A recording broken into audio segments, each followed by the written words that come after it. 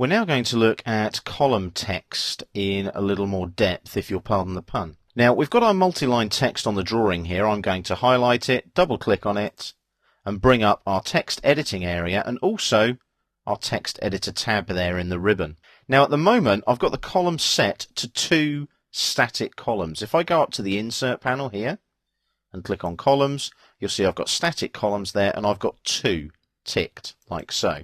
So I've got 2 static columns.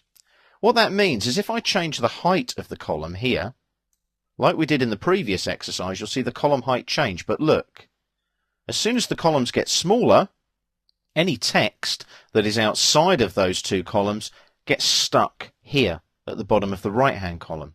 Wouldn't it be nice if AutoCAD updated and perhaps added a new 3rd column to the right and tidied things up? Well, we can do that.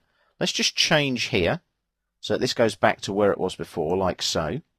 And what I'm going to do now, I'm going to go to the columns here and click on the down arrow, and I'm going to go for dynamic columns here, and I want to use auto height. So what I'll do, I'll click on auto height there. It doesn't actually look any different, but watch. If I now drag upwards, as I go up, a 3rd column appears. And as you can see, if I keep going, there's my 2. I drag it up again, and there's my 3. The smaller the columns, height-wise, they pan across, as you can see. Now you'll notice there, look, I've only gone up to 5. If I zoom out slightly, I've even got a 5th column. It just keeps going. It just keeps adding and adding and adding. So if I drag down again, look, the column numbers get smaller again, like so.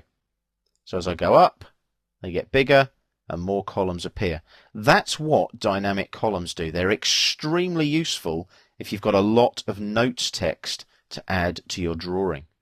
Now let's have a quick look now at column settings while we're here. I click on columns there again on the Insert panel, and I've got column settings. That brings up my column settings dialog box. I can set all of this in this dialog box. As you can see, look, dynamic columns, auto height. I can actually specify a fixed height. I can specify my static columns. I can specify the column number. Number of columns is 2. If I bring back dynamic columns, they're there.